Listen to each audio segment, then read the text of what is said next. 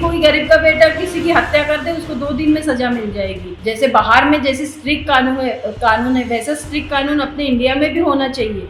तुरंत फैसला होना चाहिए जब पूरे सबूत है तो। एमपी के सरकार से और इंडिया की सरकार से ये रिक्वेस्ट करना चाहती हूँ कि जल्दी से सब कुछ क्लियर है, सब सबूत है, तो जल्दी से जल्दी न्याय क्यों नहीं मिल रहा है? इसे खींच क्यों रहे हैं कि वो उससे मिला हुआ है, उससे मिला हुआ है, उसकी इतनी प्रॉपर्टी है, उसकी प्रॉपर्टी है। तो जो मेन मुद्दा है उस पर आप फैसला कीजिए, उसके बाद उसको जो भी कार्रवाई करना है वो करिए ना, ताकि लोगों को एक सीख मिले कि अपना भी कानून स्ट्रिक्ट हो गया है और ऐसी घटना घटने के लिए सोचने के लिए भी लोग कांप उठे कि नहीं, अपना अब कुछ नहीं हो सकता। मतलब लोग डरे इस चीज़ के लिए।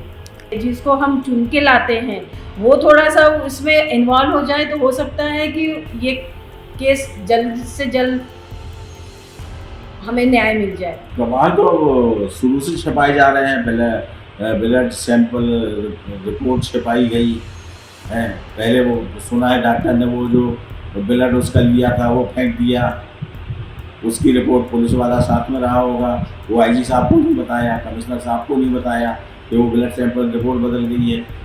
मतलब उन्होंने ब्लड बदल दिया है, दूसरी का ब्लड लेकर रिपोर्ट बना रहे हैं। ये सब बातें अपने उच्च अधिकारियों को बताना थी। वो क्या सोचे थे, छोटा मोटा केस है ऐसे दब जाएगा। फिर उसके बाद ड्राइवर को छिपा लिया। अब मैं बता रहा हूँ कि वो उस बालक के साथ, उस लड़के के साथ वो अकेला बैठ के बार में दारू नहीं पी रहा होगा, उसके साथ 3-4 लड़के और रहे होंगे, बार में भी रहे होंगे, गाड़ी में भी रहे होंगे। वो पूरे सीसीटीवी फुटेज में आ जाएंगे। वो 3 लड़के कहाँ हैं? वो पुलिस के लिए एक अहम गवाह हो सकते हैं। उनकी गवाही की वो चला रहा था कि नहीं चला रहा था, ये कंफर्म हो जाएगा। पिया हुआ था कि नहीं पिया हुआ था, पिया हुआ तो कितनी पिया हुआ था, कितनी स्पीड से चला रहा था, क्या उन्हें रोका कि भैया धीरे चला यार, कहीं बढ़ जाएंगे, कुछ हो जाएगा, किसी ने तो कुछ बोला होगा। तो वो 3 लड़के कहाँ हैं? 3 या 4 जितने भी उसके साथ थे वो कहाँ है? पुलिस को उनको खोजना चाहिए। पुलिस के लिए वो अहम गवाह बनेंगे, यानी उनकी गवाही कोर्ट में जो है ना मान्य होगी। अब वो ये नहीं बोल सकते कि हम तो दारू पिए हुए थे, हमको तो कुछ पता नहीं है। ऐसा तो हो ही नहीं सकता, थोड़ी बहुत तो होश रहती है कहाँ क्या हो रहा है।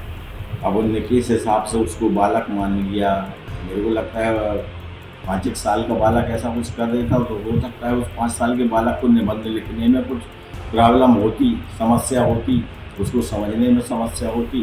तो बात समझ में भी आती है। 18 साल के लड़के को, 18 साल 4 महीने बच्चे हैं, 18 साल हो गया, तो 18 साल के लड़के को निबंध लिखने को बोल रहे हैं। और मेरे को नहीं लगता यदि ये सजा भी उसको दे देते ना तो उससे निबंध लिखते भी नहीं बनता। मैं बोलता हूँ निबंध लिखते भी नहीं बनता, क्योंकि उसका ध्यान पूरा दारू पीने में।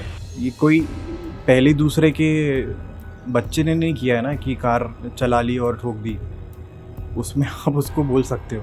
17 साल के अब लड़के नहीं, आदमी होते 17 साल के, उनको सब समझ में आता है। आज के पहले नहीं आता होगा, मेरे को नहीं पता, मगर आज के दौर में 17 साल का लड़का 35 साल की उम्र के हिसाब से अपना ब्रेन रखता है, उसको सब पता होता है कि क्या होता है क्या नहीं होता, और वो डिसीजंस भी वैसे ही ले सकता है। तो और ऐसा एक एग्जांपल सेट हो, पुलिस में भी ऐसे प्रावधान हो कि आप बिना लाइसेंस प्लेट और माइनर जो गाड़ी चला रहे हैं, ड्रिंक एंड ड्राइव कर रहे हैं, आप हेलमेट तो पकड़ लेते हैं तुरंत में, मगर गाड़ी के अंदर कौन बैठा है, वीआईपी बैठा है, तो आप तो देखते ही नहीं है नंबर। आज मैंने कितनी वीआईपी गाड़ियाँ देखी बिना नंबर प्लेट की चलती है और सालों से चल रही हैं और उनको कुछ नहीं होता। तो ये एक नया कानून आना चाहिए कि आप वीआईपी हो तो नंबर प्लेट लगाओ ना। आप नंबर प्लेट क्यों नहीं लगाते? और माइनर्स को कैसे दे रहे हो? आपकी गाड़ी में ब्लैक फिल्म कैसे है?